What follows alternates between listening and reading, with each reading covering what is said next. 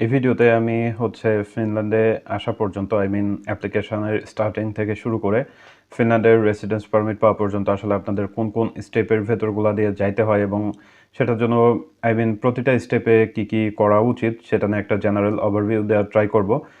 General overview বলতেছে এই জন্য এখানে আমি আসলে ডিটেলস কিছু বলবো না, কারণ আমার অনেকগুলো ভিডিও আছে যেখানে আমি এই প্রতিটা স্টেপ নিয়ে আসলে ডিটেলসে বলছি। সো আপনারা চাইলে ওই ভিডিওগুলো দেখে নিতে পারেন। ইনফ্যাক্ট কিছু প্লেলিস্ট করে ফেলছি, লাইক আপনার অ্যাপ্লাইড সায়েন্সের ব্যাচেলর, মাস্টার্স, রিসার্চ ইউনিভার্সিটির মাস্টার্স, তারপর স্পন্সরশিপ, সেপ্টেম্বর 2024 ইনটেক, এই সবগুলো নিয়ে আসলে যে আলাদা আলাদা ভিডিওগুলো ছিল সবগুলাই আমি আসলে প্লেলিস্ট আকারে দিয়েছি। সো আপনারা এবং আরেকটা আছে আদার্স, যেখানে অন্যান্য টপিক নিয়ে ভিডিওগুলো দেওয়া আছে। সো এই যে সম্পর্কে অ্যাকচুয়ালি আপনারা জানতে চান ওই প্লেলিস্টের ভেতরে গেলে আপনারা সবগুলাই আসলে পেয়ে যাবেন মোটামুটি। সো এখানে আমি জাস্ট স্টেপগুলো বলবো যে কোন কোন স্টেপ কখন আসে, এটা এতটুকুই আর কি। সো এখন আসি মেইন টপিকে, যে ফিনল্যান্ডে অ্যাপ্লিকেশন থেকে শুরু করে রেসিডেন্স পারমিট পাওয়া পর্যন্ত কোন কোন ধাপগুলো অ্যাকচুয়ালি আপনাকে পার করতে হয়। তো আমার কাছে প্রথম যে ধাপটা মনে হয়েছে সেটা হচ্ছে যে ডকুমেন্টস প্রিপারেশন করা। এটা আপনি শুধুমাত্র ফিনল্যান্ড না, ওয়ার্ল্ডের যে কান্ট্রিতেই পড়তে যান না কেন তার জন্য শুরুতে আপনার আসলে ডকুমেন্টসগুলো রেডি রাখতে হবে। সেটা আপনি ব্যাচেলরে অ্যাপ্লাই করেন বা মাস্টার্সে অ্যাপ্লাই করেন, যাই করেন না কেন আপনার ডকুমেন্টসগুলো হবে আপনার এসএসসি ডকুমেন্টস, এইচএসসি ডকুমেন্টস, আপনার পাসপোর্ট, তারপর আপনার আইএলটিএস স্কোর, তারপর আপনার ব্যাচেলর ডকুমেন্টস, মাস্টার্সের ডকুমেন্টস যদি কমপ্লিট করা থাকে মাস্টার্স, এই ডকুমেন্টসগুলো অবভিয়াসলি আপনার রেডি থাকতে হবে। অ্যান্ড আনাদার থিং হচ্ছে যে আপনি চাইলে ডকুমেন্টসগুলো আসলে অ্যাটাচ করাইও রাখতে পারেন। অনেক সময় দেখা যায় আপনি যে ইউনিভার্সিটিগুলোতে অ্যাপ্লাই করতেছেন সেখানে হয়তো অ্যাটাস্টেশন চাচ্ছে না, বাট অন্য ইউনিভার্সিটি বা অন্য দেশে যেখানে অ্যাপ্লাই করবেন সেখানে অ্যাটাস্টেশন চাইতে পারে। এই জন্য শুরু থেকেই আপনার অ্যাপ্লিকেশনের ঝামেলা শুরু হওয়ার আগে থেকে এই কাজগুলো, এই ডকুমেন্টস রিলেটেড কাজগুলো আসলে রেডি করে রাখা উচিত। না হলে অ্যাপ্লিকেশন শুরু হইলে তখন দেখা যায় যে অন্যান্য ব্যাপার নিয়ে ব্যস্ত থাকার কারণে এই ডকুমেন্টসের পেছনে আসলে ওইভাবে সময় দেওয়া হয় না। আর একটা ব্যাপার অলওয়েজ আপনারা ট্রাই করবেন, সেটা হচ্ছে যে অরিজিনাল ডকুমেন্টস সেগুলো কালেক্ট করতে। যদিও আমাদের ইউনিভার্সিটিগুলো আসলে অরিজিনালটা কনভোকেশন না হলে দিতে চায় না, বাট তারপরেও যদি পসিবল হয় কালেক্ট করবেন। সো সেকেন্ড পয়েন্ট, আমি কিছু পয়েন্ট আউট করে নিয়েছিলাম। সেকেন্ডটা হচ্ছে যে ইউনিভার্সিটি সিলেকশন। অ্যান্ড ইউনিভার্সিটি কীভাবে সিলেক্ট করতে হবে এটা নিয়েও আসলে আমার ভিডিও আছে। সো ইউজুয়ালি ইউনিভার্সিটি সিলেকশনের ক্ষেত্রে যে ব্যাপারটাকে সবচেয়ে বেশি গুরুত্ব দিবেন সেটা হচ্ছে আপনার একাডেমিক ব্যাকগ্রাউন্ডটা, যে আপনি যে প্রোগ্রামে পড়ছেন ওই প্রোগ্রাম রিলেটেড প্রোগ্রাম আসলে এই ফিনল্যান্ডে কোন ইউনিভার্সিটিগুলোতে আছে সেখানে দেখবেন। অনেকেই আছে যে ইউনিভার্সিটি র্যাঙ্কিং দেখেন, যেটা আসলে টোটালি মিনিংলেস, কারণ ইউনিভার্সিটি র্যাঙ্কিংয়ে আসলে আমার কাছে মনে হয় না কোনো কিছু যায় আসে। পার্টিকুলারলি ফিনল্যান্ডে আসলে দেখা যায় সব জায়গাতেই কম বেশি মোটামুটি সেম স্ট্যান্ডার্ডেরই পড়াশোনা হয়। সো আপনি যেখানে পড়বেন ওইখান থেকে আপনি আসলে নিজেকে কতটুকু ডেভেলপ করতে পারতেছেন এটাই হচ্ছে ফ্যাক্ট, কারণ র্যাঙ্কিং ডাজেন্ট ম্যাটার। ওইখানে আপনার নিজেকে ডেভেলপ করার জন্য যা যা দরকার সব কিছু আসলে থাকবে। ওকে, সো ওইখান থেকে ওই রিসোর্সগুলো আপনি কতটুকু ইউজ করতে পারতেছেন এটাই হচ্ছে মেইন ফ্যাক্ট।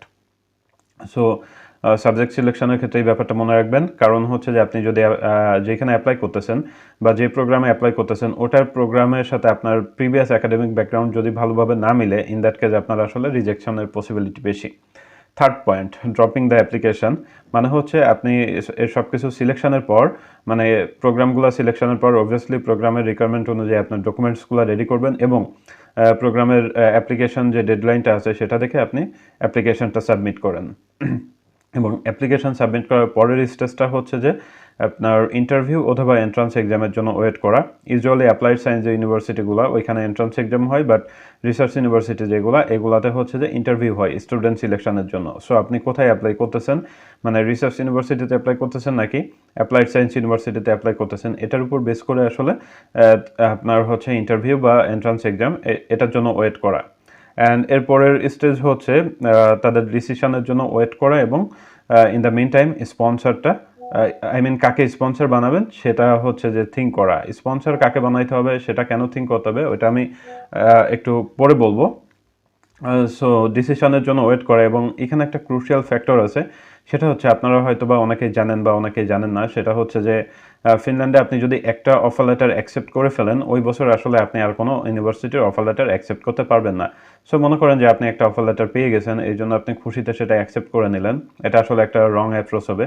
আপনার বেটার হচ্ছে ওয়েট করা, অন্যান্য ইউনিভার্সিটিতে যদি অ্যাপ্লাই করে থাকেন সেইখানে যেখানে টিউশন ফি কম বা স্কলারশিপের অপরচুনিটি বেশি, ওইগুলোর জন্য ওয়েট করা, কারণ আপনাকে তারা জুলাই মাস পর্যন্ত সময় দেবে, যে এই সময়ের ভেতরে আপনাকে অফার লেটারটা অ্যাকসেপ্ট করতে হবে। সো কিছুদিন ওয়েট করেন, মোটামুটি মার্চের লাস্ট উইক থেকে তারা রেজাল্ট দেওয়া শুরু করে মে জুন পর্যন্ত হচ্ছে রেজাল্ট দেয়। সো আপনি কোন ইউনিভার্সিটিতে অ্যাপ্লাই করছেন তাদের রেজাল্টটা কবে দেবে সে অনুযায়ী আপনি ওয়েট করেন, দেখেন যে আপনি যেখান থেকে অফার লেটার পেয়েছেন অন্য জায়গা থেকে এর থেকে ভালো কোনো অপরচুনিটি আসে কিনা। এই জন্য অফার লেটার একটা আসলেই সেটা অ্যাকসেপ্ট করতে হবে, ব্যাপারটা এরকম না, কিছুদিন একটু ওয়েট করা বেটার। কারণ অনেক সময় দেখা যায় যে এটার জন্য ভালো অপরচুনিটিগুলো হাতছাড়া হয়ে যায়, যে আপনি আগে একটা অ্যাকসেপ্ট করে ফেলছেন, পরে দেখা গেলো যে এর থেকে ভালো একটা অফার লেটার পেয়ে গেছেন। সো ইন দ্যাট কেস আপনি যখন অ্যাপ্লাই মানে আগে আগেই অফার লেটার অ্যাকসেপ্ট করে নেবেন, তখন আসলে এটা আপনার জন্য একটা প্রবলেম হয়ে দাঁড়াবে। অ্যান্ড এর পরের স্টেজটা হচ্ছে যে আপনি যখন ডিসিশনটা পেয়ে যাবেন, তখন আপনার প্রথম কাজ হচ্ছে যে ভিএফএস এর অ্যাপয়েন্টমেন্টটা নিয়ে রাখা, এবং ইন দ্য মেইন টাইম আপনার স্পন্সরশিপ রিলেটেড যে ডকুমেন্টসগুলো আছে সেগুলো রেডি করা। অ্যান্ড ফাইনাল স্টেজ হচ্ছে যে আপনি যখন ভিএফএস এর ডেট পেয়ে গেলেন, মানে আপনার ভিএফএস ডেট এসে গেল, তখন হচ্ছে ইন্ডিয়াতে যে এম্বাসি ফেস করা এবং চলে আসা, এবং এসে হচ্ছে যে তাদের ডিসিশনের জন্য ওয়েট করা। এখানে আপনি কতদিনের ডিসিশন পাবেন এটা ভ্যারি করে, অনেক ক্ষেত্রে দেখা যায় 1 সপ্তাহ লাগে, কারো ক্ষেত্রে 1 মাস, 2 মাস, 3 মাস, এটা ভ্যারি করে আসলে। সো এখানে স্পেসিফিক্যালি বলা ডিফিকাল্ট, বাট এটা বলা যায় যে রিসার্চ ইউনিভার্সিটিতে পার্টিকুলারলি সিঙ্গেল অ্যাপ্লিক্যান্ট যারা থাকেন তাদের ক্ষেত্রে হচ্ছে যে সর্বোচ্চ 1 সপ্তাহ, 2 সপ্তাহ, 3 সপ্তাহ এরকম সময় লাগে। বাট যারা স্পাউস বা বেবি নিয়ে আসে, আই মিন বেবি সহ অ্যাপ্লাই করেন, ইন দ্যাট কেস একটু বেশি টাইম লাগতে পারে এটা। সো এই হচ্ছে ওভারঅল স্টেপস, যেটার ভেতর দিয়ে আপনাকে আসলে যাইতে হবে যদি আপনি ফিনল্যান্ডে পড়াশোনা করতে আসতে চান। সো একটু আগে বলছিলাম, সেটা হচ্ছে যে ডিসিশনের জন্য ওয়েট করা এবং স্পন্সরটা কাকে বানাবেন সেটা নিয়ে থিঙ্ক করা।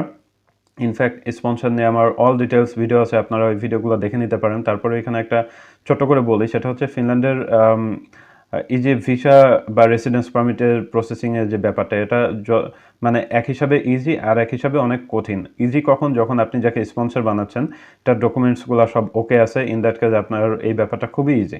বাট আপনি যাকে স্পন্সর বানাবেন তার ডকুমেন্টসগুলো যদি ওকে না থাকে, তাহলে এটা আপনার জন্য সো মাচ ডিফিকাল্ট।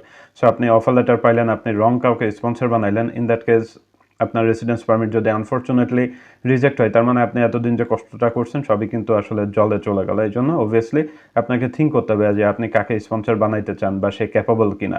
সো এই কাকে স্পন্সর বানাবেন, সে ক্যাপাবল কিনা, এই ব্যাপারগুলো জানার জন্য আমার স্পন্সরশিপ রিলেটেড যে ভিডিওগুলো আছে ওইগুলো দেখে নিতে পারেন।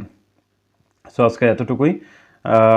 পার্টিকুলারলি যারা হচ্ছে সেপ্টেম্বর 2024 সেশনে ফিনল্যান্ডে আসার জন্য চিন্তা করতেছেন, তারা এই স্টেপসগুলো ফলো করতে পারেন। আই মিন এখন থেকে এই ডকুমেন্টসগুলো রেডি করা, ইউনিভার্সিটি সিলেক্ট করা এবং ইউনিভার্সিটি রিকোয়ারমেন্ট অনুযায়ী ডকুমেন্টস রেডি করা বা মোটিভেশন লেটার রেডি করা, আইএলটিএস দেওয়া না থাকলে সেটা দেওয়ার প্রিপারেশন নেয়, এই কাজগুলো আসলে আপনাদের এখন থেকেই করতে হবে। এবং অবশ্যই মনে রাখবেন যে নভেম্বরের লাস্ট উইক বা ডিসেম্বরের ভেতরেই এই স্টেপসগুলো সব কিছুই আসলে আপনাদের কমপ্লিট করে ফেলতে হবে। সো এতটুকুই, আপনাদের সকলের জন্য শুভকামনা রইল।